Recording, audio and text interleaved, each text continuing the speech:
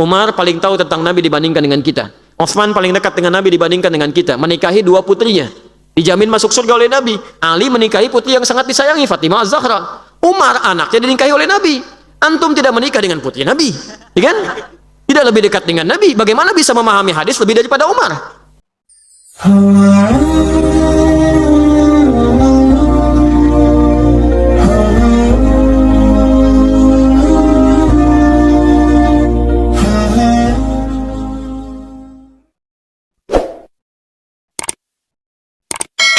Ini wajib sifatnya. Karena Allah itu senang melihat hamba semakin meningkatkan ibadah. Nabinya masih hidup, hukum masih berlaku. Dalil kedua, Abdullah bin Abbas, seorang anak kecil yang sangat cinta dengan Rasulullah SAW. Sampai-sampai ketika Nabi SAW menginap di rumah bibinya Maimunah, lalu kemudian diikuti, nunggu malam-malam, kemudian menunggu di depan kamar Nabi, ingin tahu bagaimana cara Nabi bangun di malam hari. Ternyata ketika dilihat Nabi bangkit berwudu, diajak anak ini menunaikan salat malam. Ketika sedang salat malam itu beliau berada di belakang Rasulullah, ditariklah ke depan begini, disejajarkan dengan Rasulullah SAW. Lalu kemudian beliau bermakmum di belakang Rasulullah SAW dengan posisi sejajar itu, salat berjamaah. Ini menunjukkan bahwa salat pun bisa ditunaikan berjamaah, baik itu di masjid ataupun di luar masjid. Sekarang persoalannya, pelan-pelan, kenapa kemudian Umar bin Khattab radhiyallahu taala anhu berijtihad untuk menjadikan salatnya kemudian ke masjid, mengambil dari ketentuan Nabi sallallahu alaihi wasallam? Ini bukan pendapat Umar, karena Nabi pun sebelumnya pernah mencontohkan di masjid. Cuma karena khawatir tadi menjadi wajib, dialihkan kemudian ke rumah oleh beliau di sisa waktu salatnya. Maka ditangkap kalimat ini oleh Umar bin Khattab. Di sini diantara kejeniusan Umar bin Khattab. Kata beliau, ini sesungguhnya yang paling utama itu ditunaikan berjamaah. Di masjid pahalanya lebih banyak. Cuma ilat itu penyebab hukum. Ilat hukumnya kenapa Nabi ke rumah bukan karena ingin meninggalkan berjamaahnya, karena takut menjadi wajib. Tapi keutamaan berjamaahnya tetap ada dan disepakati oleh para sahabat pada saat itu. Maka ketika Umar ke masjid, kelihatan ada orang-orang berjamaah tapi misah-misah. Ada yang sisi kanan, ada yang sisi kiri, ada yang ke belakang. Maka disatukanlah kemudian oleh Umar bin Khattab, mengambil kesimpulan dari sunnah Nabi tadi, lalu dipraktekkan pada saat itu. Dan sahabat tidak ada satupun yang mengingkari. Umar paling tahu tentang Nabi dibandingkan dengan kita. Utsman paling dekat dengan Nabi dibandingkan dengan kita. Menikahi dua putrinya, dijamin masuk surga oleh Nabi. Ali menikahi putri yang sangat disayangi, Fatimah Az-Zahra. Umar anaknya dinikahi oleh Nabi. Antum tidak menikah dengan putri Nabi, ya kan? Tidak lebih dekat dengan Nabi. Bagaimana bisa memahami hadis lebih daripada Umar? Dari situ kemudian para ulama sepakat sampai di Madinah, sampai hari ini tarawihnya berjamaah. Sampai kemudian di Makkah juga tarawihnya berjamaah. Jadi kalau antum pahami itu salah tidak sesuai Nabi, berarti yang di Makkah salah semua. Yang di Madinah salah semua. Sedangkan orang Madinah lebih tahu dengan keadaan Nabi sampai hari ini dibandingkan dengan kita. Jelas ya? Di sini ada kebolehan dalil menunaikan sholat berjamaah di masjid untuk tarawih, tapi juga tidak melarang kalau ingin mengerjakan sendirian. Itu kesimpulannya. Yang salah yang tidak sholat itu. Baik. Ini belum selesai yang kedua. Yang kedua tentang sholat sunnah. Bagaimana memahami kalimat Nabi, sholat sunnah terbaik itu ditunaikan di masjid, di rumah, maaf, tunaikan di rumah. Ini dalil yang terpisah. Di hadis Muslim hadis 157. Nabi mengatakan afdhalun nawafil fi buyutikum. Salat terbaik itu di rumah-rumah kalian yang sunnah. Malam takunil faraid, sepanjang bukan yang fardu. Jadi yang fardu paling bagus tunaikan di masjid, yang sunnah-sunnah di rumah. Itu sunnah secara umum, tapi hadisnya belum selesai. Ujung keterangannya wa baiti huna, sedangkan rumahku di sini. Bagaimana cara menafsirkan hadis ini? Kata Ibnu Hajar Al-Asqalani dalam Fathul Bari, beliau sampaikan kalimat Nabi wa baiti huna, rumahku di sini, yadullu ala anna, ini menunjukkan bahwa sesungguhnya idza kana baitul muslim qariban minal masjid, jika rumah seorang muslim yang akan salat itu dekat dengan masjid. Di mana rumah Nabi? Di masjid.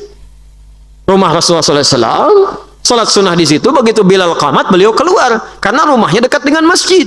Jadi hadis ini dipahami kalau rumah Anda dekat dengan masjid, silahkan tunaikan salat sunnahnya di rumah supaya tempat sujudnya semakin lebih banyak lagi.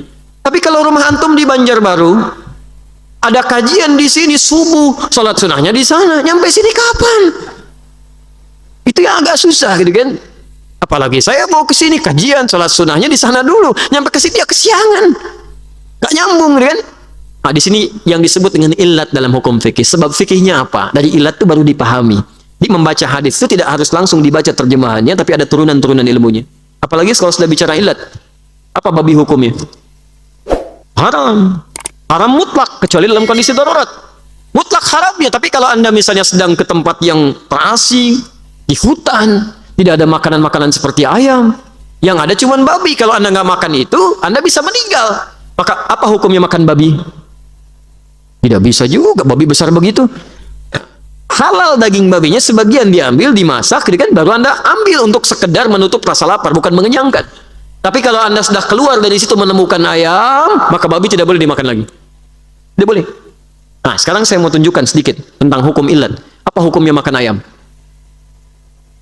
Boleh, halal. Belum tentu. Kalau ayam itu matinya tidak disembelih, maka haram dia. Jatuh misalkan ayam, atau tiba-tiba dipukul mati, digoreng, nggak boleh dimakan. Kecuali kalau ayamnya disembelih dulu. Nah, baru kalau disembelih dulu apa hukumnya? Belum tentu. Kalau disembelihnya tidak mengucapkan kalimat Allah. Bismillahi Allahu Akbar. Kan? Ibnu Majah nomor hadis 3221. Jadi kalau disembelihnya tidak menggunakan nama Allah, haram juga. Makanya kalimat itu nggak sembarangan. Kalimat itu bisa menghadirkan hukum. Makanan halal karena kalimat.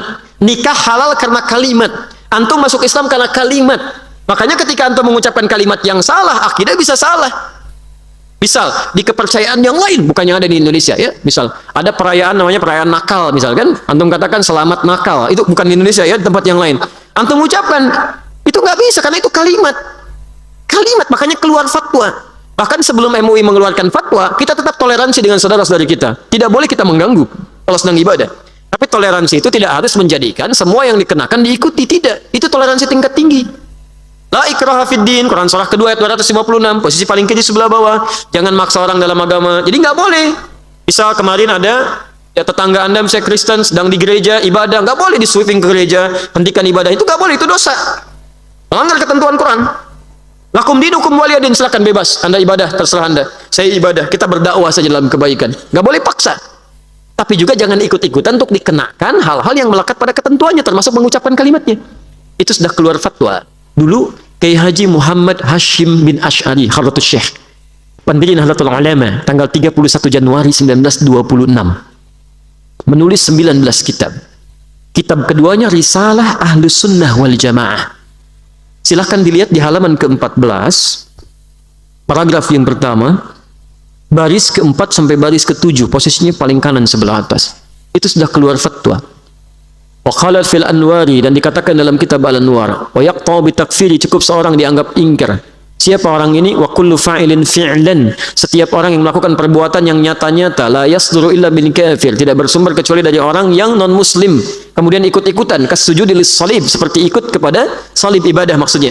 Awin nar, atau menyembah api, awil masyi ilal kanais, atau sengaja ikut beriringan ke tempat ibadah, ke gereja misalnya. Ya, itu contoh saja. Bizadani dia, atau mengenakan atributnya. Oleh beliau dihukumi ingkar, bagian dari tasyabuh, nggak boleh.